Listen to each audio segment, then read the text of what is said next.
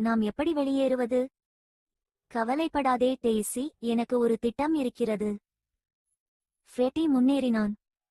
நீ அசையாமல் நில், நான் உன் முதுகில் ஏறிக்கொள்கிறேன். அங்கிருந்து நான் கிணற்றிலிருந்து குதிக்க முடியும். நான் வெளியே வந்ததும் உன்னையும் மேலே இழுத்துக் கொண்டு வருவேன். வாக்குறுதி. டெய்சி தலையசைத்து நிமிர்ந்து நின்றாள். ஃப்ரெட்டி அவள் முதுகில் ஏறி குதித்து கிணற்றிலிருந்து வெளியேறினான். அருமை, இப்போது எனக்கு உதவுங்கள். ஆனால் ஃப்ரெட்டி நிறுத்தவில்லை, சிரித்துக்கொண்டே ஓடிவிட்டார். நன்றி முட்டாளாடு, நீ ரொம்ப உதவியா இருந்த. பிரியாவிடை. பாவம் டெய்சி அவள் சோகமாகவும் ஏமாற்றப்பட்டதாகவும் உணர்ந்தாள். நான் உதவத்தான் விரும்பினேன், இப்போது சிக்கிக் கொண்டேன்.